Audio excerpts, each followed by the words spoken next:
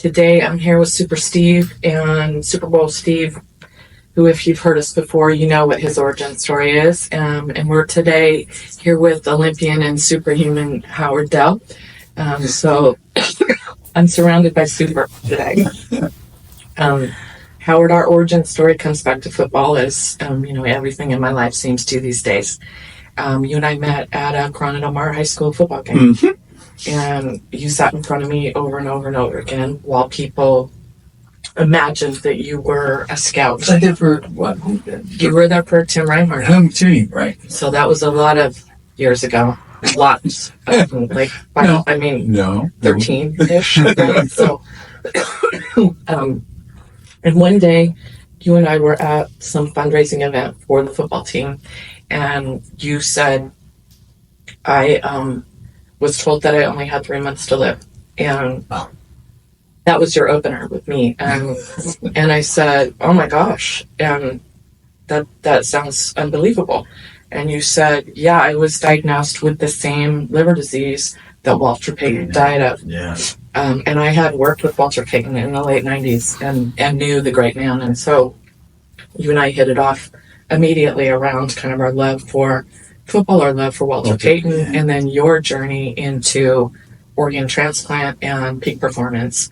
I had no idea that you were an Olympian. I had no idea that you're a multi-sport athlete. I had no idea that you were an organ transplant survivor and champion. You just were the guy sitting in front of me, and I feel like the universe puts people in front of me for a reason. Right place, right time. Right? Other than Walter Payton, I knew very little about your liver disease. And I was struck when I said, well, what'd you do when somebody gave you 90 days to live? And you said, well, first I didn't tell a soul for 6 months. And I was so surprised by that and said, well, what do you mean? And you said, well, they told me I wasn't transplant eligible, that the list was 18 months long, and that I only had 3 months to live, and you said, try me. And then you finished with, well, I have no idea why I just told you all that. And I said, don't worry about it. Like, that's my superpower. People tell me their story. Right? So it's a great pleasure to introduce you to Steve. I think you guys, what you have in common is peak performance and resilience. And I think that's one of the things that we're talking about today. Yes. Right? And how to be better and how brain health makes physical health better. Right? Steve, I haven't seen you since we all watched the Buffalo game and held our breath and wondered how that was for you, having been in that job 3 years ago and having great love for the team and just kind of knowing exactly what it's like when things go your way and when they don't go your way. Mm-hmm. You've been to the Super Bowl twice. So as we prepare for this next one, you were sharing last year kind of what it was like to win and also what it was like to not win. And I would love to hear kind of, if we're talking about brain health and resilience, sort of like, what is it like when it doesn't go your way? All right, so heartbreak when I was watching the game, and I from a peak performance standpoint, there's so many different ways to go. But what really annoyed me was, for people who aren't kickers, he didn't shank it; he pushed it. That's it. He just pushed it a little bit. He didn't shank it. I mean, it was a tough situation to be in. And I said to the group of friends I was with, I said, so do you think they're going to? Well, I hate to say the word blame, but do you think is it going to be on the quarterback for trying to go deep, like? Trying to hit home runs 3 times in a row and get us in that third and 10 position, or are they going to say, oh yeah, the kicker messed up because he didn't hit the 44-yarder? Yeah. I'm curious. What do you guys think it's like, or that whole experience is like? To miss or just that whole. I think people are captivated. Before I kind of share my insights, yeah. I know people are captivated by what it's like, and they're always trying to wonder, like, what is that like? I'm just curious what people actually think. Lenses. So to be honest with you, Steve, like, I love this game more and more as I meet people who play different positions, and I didn't care so much about the kicker until I knew you, right? And so I I thought about kickers, and and I didn't even know they were called specialists, right? Like I'm the brain girl, not the football girl. So, it was funny when they go, oh, here come the specialists, when I was at Cowboys training camp, and it was like, oh, I didn't even know they were called specialists. Makes perfect sense, but I didn't pay as much attention, and now I do. So I look through the lens of like every time a high school kick is being made, every time, if it counts and matters, I go like, God, that's a high stress position. It is the high stress position. Like, and I go like quarterback and kicker, they're blamed for everything, and the guy who drops the ball, right? So it's sort of like, to me, I go like, that is such extreme pressure. And I've heard you speak before about how to calm your mind and quiet your mind in times of intense pressure. And so for me, it's like, I feel my own blood pressure go up, and I'm like, oh God, like, where's this thing gonna go? How's it gonna land? And what's that person thinking and feeling? And I think it's so human when you talk about what that's like and how you can't succumb to that. Yeah. I think it's what I find interesting is, had it been like a 64-yard attempt, okay, you know what I mean? But for a 44-yarder, it's just like, and everybody on your team is thinking that's automatic. Yeah. This is a gimme. Okay, no problem. But as a 64-yarder, you're thinking, oh, come on, you can do it. So your mindset's a little different, even as the kicker. You're sort of like, okay, I think I got this. But when it's just a gimme, and it's just like, and you lose focus for a second. It's funny. My heart goes out to him. It's such a brutal way for the season to end. And, I really was pulling for them and wanted them to do well, and him particularly. I reached out to him and sent him, a text, just, letting him know, it's tough, but time moves on, and like he'll heal from it and move on from it, and that's within his control, and this will shape him and make him stronger. Nothing's gonna take the pain away from it. It's one of those moments. There's nothing that can take the pain away, but time heals, and it is one of the, one little moment like that in sports, you learn so much about like all the fans, all the players, and those expectations around like, oh, it was this many yards, it should, it's not like a guarantee, but also at the same time, maybe like in this day and age, that's kind of expected, believe it or not. 44 yards used to be a long field goal. Nowadays it's like, they don't treat it that way. And the fans expect everything. Everybody expects everything to be made. So, when the expectations are so high, it puts extra stress on it, and it puts extra pressure, and, we've gotten accustomed to these guys being so good, and it's a really difficult place to kick there too. And I know that kick, I spent a lot of years on that field, and it's kind of, the wind is blowing left to right across your face, the way that stadium goes, and then it's kind of helping left to right up there, but the intensity with which it blows left to right in that position in the stadium where he was kicking from makes it feel like it's way stronger left to right than it actually is. So it can kind of mess with your swing more than it'll mess with the ball. Right. Once it's left your foot. Yeah. So. And I'm gonna say, like, I always look through, I don't mean to, but I always look through the therapist lens, right? And I go like, oh God, that guy's gonna remember things. Was that before that game or after that game? And that's the way people look at capital T trauma. And you talk about like small t and capital T trauma. It's like small t trauma is the stuff we deal with in our everyday lives that everyone can relate to. Car accidents, kind of things that are traumatic, but you move on from, and they don't imprint and leave this line in your life where you go like, that was before 9/11 or after 9/11. That was before COVID or after COVID. Like, we were all traumatized by world events in a similar way, but for him, this is his world event, right?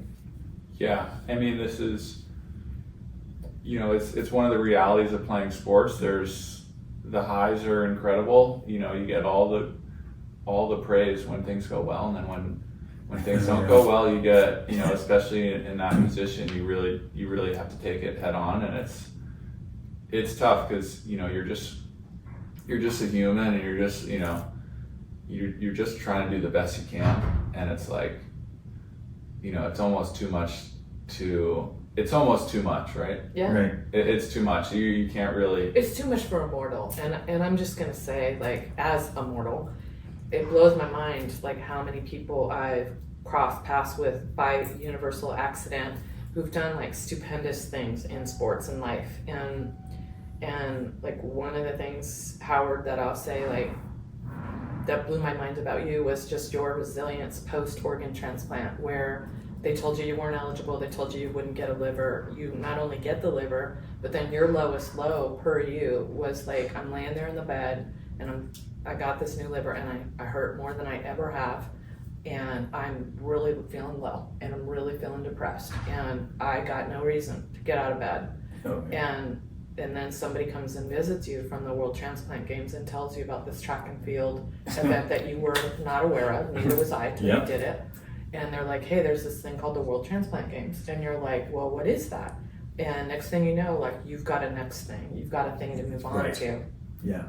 And I remember when you went, and I said, like, hey, how was it? And you go, oh, I set how many world records? 2 or 3. Yeah. And I go, God, that's amazing. And you go, no, I was in 5 events or whatever. Like, to you, that wasn't good enough. Yeah. Right? And I'm saying, like, I think there's a similarity when you stop playing sports, or when you have a traumatic event, like where you consider, like, oh man, this is the lowest time of my career. There's a similar, like, what next, what now, and the whole idea that you guys, I mean, you're born with it in your DNA. You guys both have super brains, super warp drive, and crazy resilience. And I guess the question is, like, where does that come from? What are your thoughts on where that comes from? Your origin story with Neurologics is you were the first time, and I've told this story without you being here many times, where I called the technology developer and said, like, did we make a mistake? Because this brain looks perfect. And he's like, no, it doesn't work like that. No, like, you run it, it gets compared to databases, and no, there's no making a mistake. This is science. And I go, well, this brain is, and this was like 10 years ago probably. Right. And I go, hey, well, this one's green all the way down. Like, I don't see anything. And I remember vividly that the day you got mapped, I said, well, if you think you got head trauma, you'll probably be tired. And you go, no, girl, I got this. I'm headed to this red carpet event. Like, I'm good. And then you called me after the red carpet event and said, I don't remember where I parked my car. That's so true. Right? And it was hilarious, because it was kind of like, hey, okay, you outlined how many concussions you experienced in your life as a multi-sport professional athlete. Mm-hmm. And how many do you think that was? Okay, so I'm going to have to say somewhere between 15 and 20 probably. Right. In what sports? Bobsled crash, upside down, on ice, 100 miles an hour. Yeah, getting slammed back and forth. That was a good one. Jeez. Yeah, and what other sports have you played? And then professional football. Yeah, I mean, just... Weren't you also a tennis pro? I foolishly... The answer is yeah. Right, so the short answer is yeah. So hilariously, same, hey, we're always at the same high school football games, and you would always sit directly in front of me, always. And then after I said, like, God, I had this amazing conversation with Howard Dell. Like, did you know he's an Olympian? He's an actor. He's in a soap opera. He's done a bunch of films. By the way, he also was on, like, The Voice in Romania. And, hey, he's done all these things. And my husband, who, he's a physician. He has a reasonable ego. They all do, right? He's like, here comes Howard to make the rest of us feel like mere mortals, right? And so the point being, like, how do you come back, you guys, you had to come back from organ transplant and wondering, like, how am I going to use my physicality to, like, how does my life post-organ transplant, that was your capital T moment. Yeah. How do you come back from it? And how did you use the World Transplant Games to motivate you?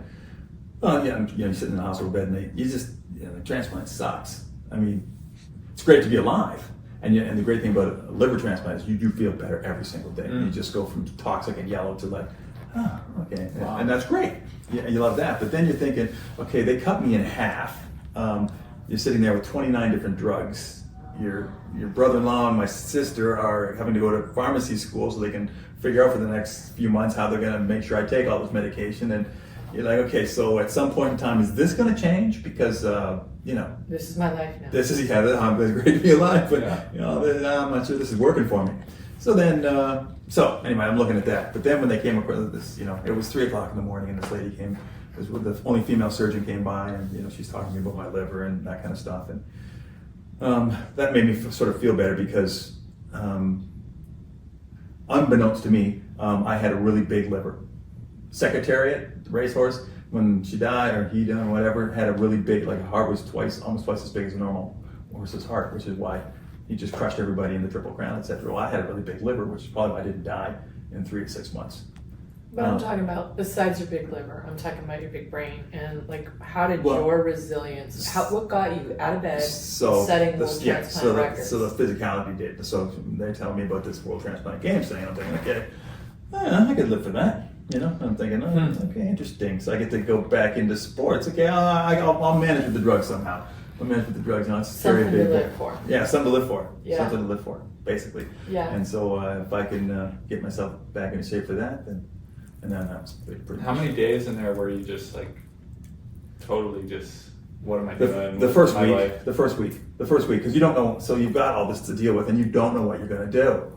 Like, what is my life now? Am I gonna work? How am I gonna work? What kind of job am I gonna? You just don't know. You just don't know. You just don't know. And you need a goal. Did it feel like a new life or something? Not necessarily a new life. I felt like it was back. When I'm competing again, I'm sort of like, okay, I'm back. All right, this is what I do. Competing and coaching and all that training kind of stuff. Training other people. This is great. This is what I want to do. So it didn't feel new. It just felt like a continuation, right? And so that was. But I was just like, I had no expectations of grandeur or glory. I just wanted to always do what I had done, which was just try to be the best I could be. You got your groove back. Yeah. And there's some similarity there. Like, you're compared to Howard, you're newly retired, right? And Howard is still rolling at. Are you comfortable saying how old you are? No. Yeah. Okay. It's older than you might imagine. Okay, I'm 62. Yeah.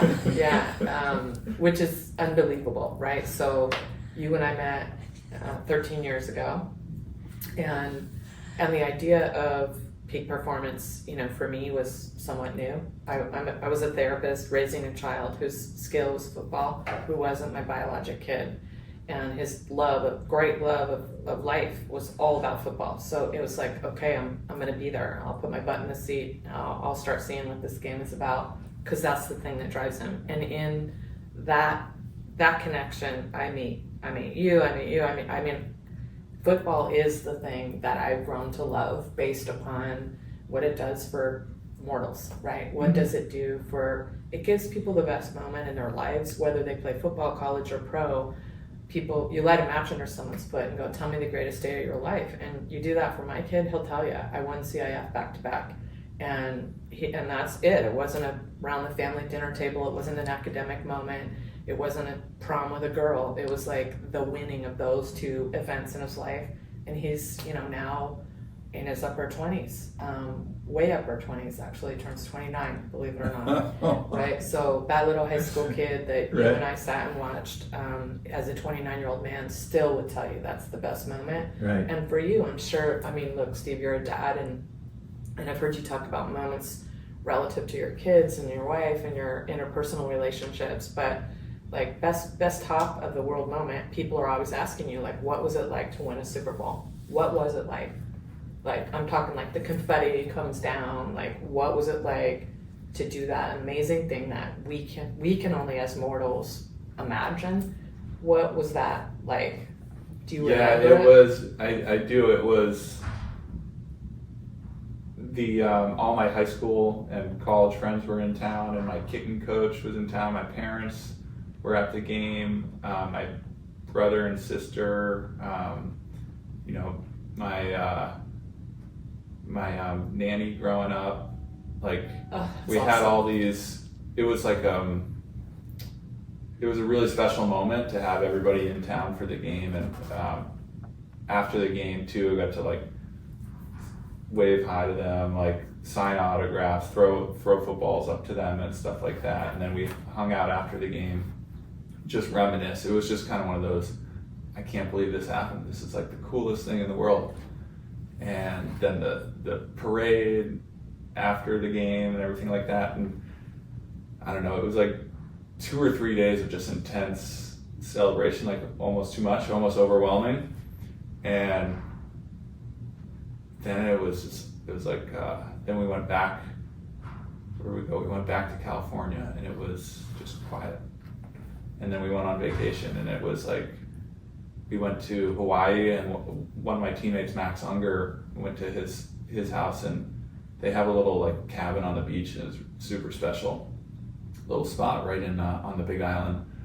And we were both kind of depressed. Yeah. Right? It's like the day after Christmas, right? Yeah, well, it was like we've been told our whole lives, like, this is gonna change everything for you, and like this is the best thing in the world, and like we wanted to keep playing. For sure. We wanted to keep playing, and the season was over, and it's like you accomplished it, but it's like done. Right. And so obviously, looking back, a ton of appreciation for everything, but it wasn't something that I was expecting to feel in that moment. The low after the high. Yeah. Yeah. Like all the endorphins are firing, and there's your people, and it's kind of like this golden moment, and then you can't sustain the golden moment. Yeah. And you have to reach for it again. Yeah. Right. And so did you have a similar experience after the transplant games? Because you rolled alone a lot of the time. You're like a shark, like a great white, right? Like, if somebody asked me, like, what's the Olympics, pro football, transplant, all that nonsense, acting even, what my favorite one-time moment would be was about 45 seconds walking down the hall with Stevie Wonder singing My Sherry O'More as I'm walking him to his dressing room after a concert. That's it. I was like, wow, God, you can take me now. I'm good to go. I was just like, there was a David Foster event, Stevie happened to be performing, and I waited around, I just done an event with David Foster prior to that where I performed.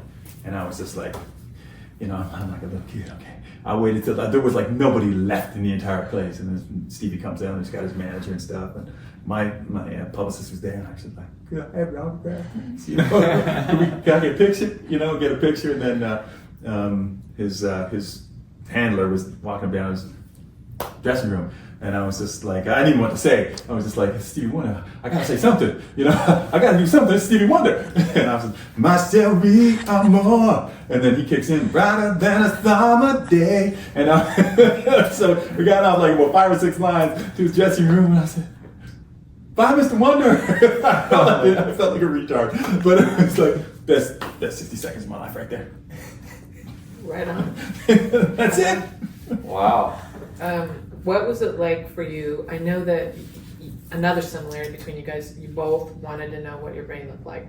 And you wanted to know 10 years ago, and you told me you'd had, this massive amount of concussion at 100 miles an hour, driving a bobsled, and you corrected me and say bobsleigh, right? And so again, like, I've never had that experience. Imagining going fast in a bobsleigh, I just imagine like I would be vomiting all over the thing, and I can't imagine the G-force. Just watching the Olympics, it's hard for me to watch it, right? And then hearing like, hey, okay, you're green all the way down. That was incongruent for me. I was like, I don't get it. Like, he's had these terrible concussions. He knows that he's had these experiences. How in the world is his brain green all the way down? I'm saying to the developer on the phone. He says, well, tell me who this person is. He's in his car. He doesn't know who you are. And I say, well, he's an Olympian, and he's a multi-sport athlete. And he's like, well, he's got an Olympic brain. And that was the first time I thought, whoa, like, Olympic brains are different than mortal brains, right? And the second piece was, but he said he had all these things, and so generally, but you said when people have concussion, they lose IQ points, and they lose them permanently unless we can direct the brain to heal. And he goes, yeah, he probably lost 30 IQ points for sure, but he had it to lose.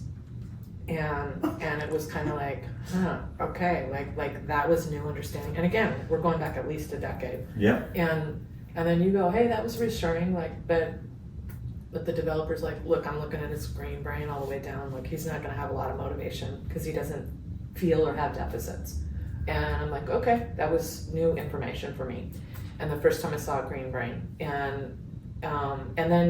and people will ask, like, are there people without findings? Yes, there are Olympians, like, and there are people with huge cognitive reserves, meaning you had a huge peak performing brain before the injuries, right? Right. And then, so how does that compare to now, where you're kind of like, hey, okay, it's 10 years later, and all brains, even mortal brains, especially mortal brains, begin to decline after 40. That's just a normal thing. Right. So at some point you decide, like, hey, I'm peak performance guy, I want my green brain back. And as your brain starts to age and not perform at the same level, you decide, I will do this thing called optimization. Oh yeah. Right. And Yeah. so that was intriguing for me too, because you decided that on your own, and I didn't know that that's what you were doing. And so what is it like now? I don't have access to any of your clinical information, but what is it like now, and what do you notice to be different? Okay, so I went through, I think I've done 30, I think I've done 30, I can't remember if it was 30 or 35 sessions. Mm-hmm. And so as I go through them, I'm sort of going through them 10 at a time. And I go through the first 10, and it's cool because I'm like, okay, yeah, okay. And I'm just working on the computer and doing my stuff. I get to 15 and I'm like, I was just like, my tolerance for stupidity was like, I was just, I've always been a problem solver. So, problem, okay, you're gonna die, all right, okay, I got it. How am I gonna fix this? Right. But that's what resilience is. Right, and that's all I was thinking. So now I just sort of found myself sort of right back there again. Sort of like if something would come up, I'm like, yeah, look, I just got done, and let's do that. Come here, go. Connect the dots. Right, just connect the dots and away we go. So I started all of a sudden noticing, and my fiance was just like looking at me like I was sort of a little different. And I was like, I was just gonna get there. Or she'd have something, she was dealing with something, and I said, well, yeah, look, we do this, and we're all good to go. And so that was my biggest noticeable difference right away after 15. Some of the time, so I thought it was like as I got on to 25 and 30, and then of course the difficulty level is going up and up and up. Yeah, it moves as you move, right? And it feels like it's just like you're in the gym doing curls and your biceps are killing you. You're like, I want one more. Like I just felt my brain doing that. I felt my brain was going contract. Like I had a muscle up there, and and then of course it's because of the series of games and stuff. It's challenging, yes. But I'm more demanding on myself. Like with I can't remember her name that I work with on the phone, but she'd be like, Howard, relax, it's okay. You didn't, you got 99 out of 100. Yeah, but I can't believe I missed that one. Well, I just started I was getting competitive with the treatment. With the coach, I got it. Yeah, I just wanted to ace everything we went in. So that's why I sort of loved it, because I was just like, because I only have I'm not competing against anybody. I'm just competing against me. Yourself, right. What did you notice in your daily life that it helped you with? A lot more efficient. Efficient. Yeah, I was a lot more efficient. I was just like, I just... with your time. With my time, sort of like... that makes sense. Since grade 9, I've always had, since the 9th grade, so since I'm 16 years old, a decade ago, I would write... I have a diary, write down my workouts and all that kind of stuff every day. And anyway, I just started, and then I took some time off doing that, and then I'm just, all of a sudden I'm back doing it again. Because I just like to... to peak performing habits. Yeah, I just like to look to see what I did what did I do on Monday? I just want to feel like, did you do anything? Like, I want to feel back to that useful, like when I was competing, and we're playing football, you get your playbook, your playbook, what's your workout going to be? I mean, I need to have all that information. And I can feel good about, okay, I've done something. And so then I just started working out the book and just writing stuff down. I mean, made my bed. I mean, I just want to, Monday I got something done on Monday, something done on Tuesday. And then return to prior performance. Yeah, and if I had a blank page, I would be a little angry. So, Steve, you developed, and Howard, this is the first time you guys are meeting, so you developed an affinity for people who have had contact based on your own desire to know. You thought of yourself as like, hey, I'm a specialist. I didn't get a lot of contact, but I want to make sure. And your brain is also green, right? So I don't have access to your math, but I've heard about you. And you also are the guy at very high cognitive reserve.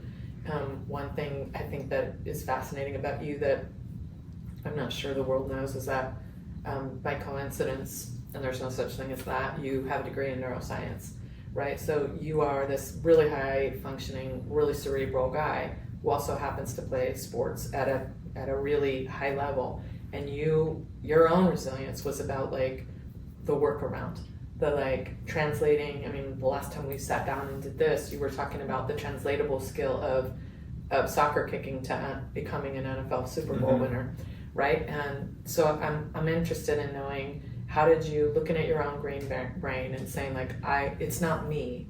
How is it that you developed this grassroots affinity for all the guys who played NFL football, who've had really sustained contact and who are starting to experience deficits?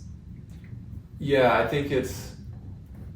I was at our 10-year Super Bowl reunion back in September, and just seeing my teammates, and even watched the NFC Championship game. You know, it was a chance to reflect a little bit on everything. Yeah. And watched that NFC Championship game between the Seahawks and the 49ers, and there were some really hard hits in that game and in the highlights, and it was something that I, being a part of that team, I was super thankful for those guys. And at the time, man, like, what a cool experience. We won the Super Bowl, all this stuff. These are my buddies. These are guys that I have a really good connection with. 10 years later, it's like, oh man, they had to endure something that I didn't have to.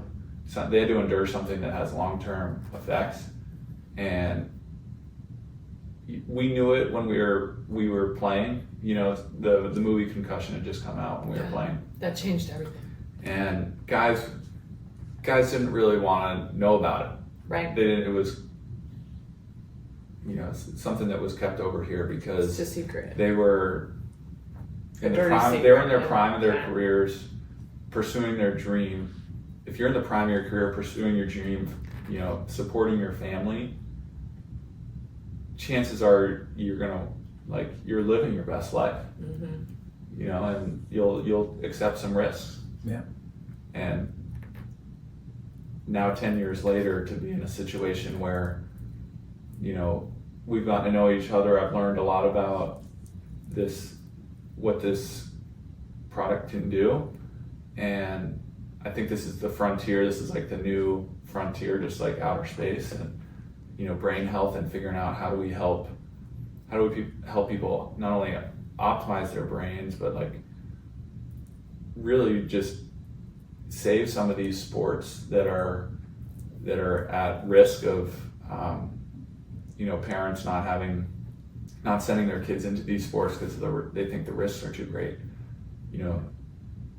It's just a matter of time before these sports, the resources of something like Neurologics is out there for all sports and for all athletes. And I'm going to say for all mortals too. Yeah, right? all mortals. It starts with people who have our car heroes, accidents, right? Anything, or anybody who wants to be better. But just as far as my youth development, like playing sports was a huge part of that. Yeah. And I feel strongly about maintaining that for my children. I would love it if my kids could play football. Sure. And I am concerned about the concussions. Right. But I would love it if they could play it, and I would love it if there was something that could, limit the effects of that, or even optimize their brain so that it was a non-issue while they're playing. And I think that that's possible as we move forward. Yeah. So now I want to ask, are we done? You're at 30.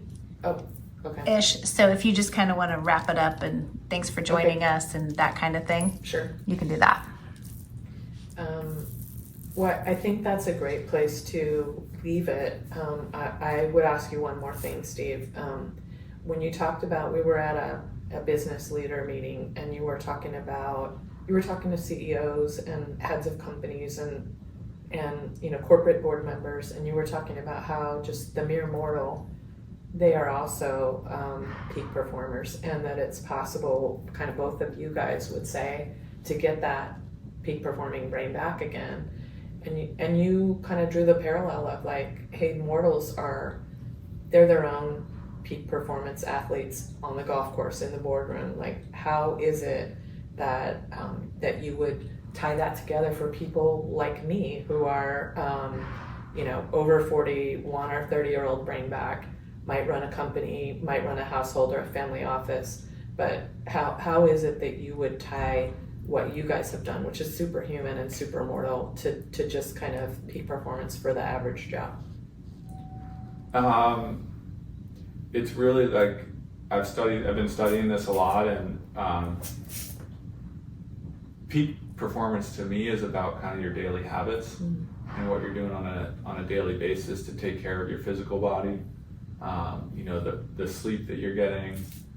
There's these natural things that our bodies need that people like to skip the basics sometimes, and they like to go for really complicated stuff. But it's like, to me, the really complicated thing is, why can't we get this quality sleep that we need? Why aren't people exercising and challenging their bodies the way that we were meant to? That, and then getting our nutrition dialed in. Why can't people eat the way that they want to eat? Those are the things, some of those mental blocks around that and the habits that have been formed over time, those are the things that fascinate me.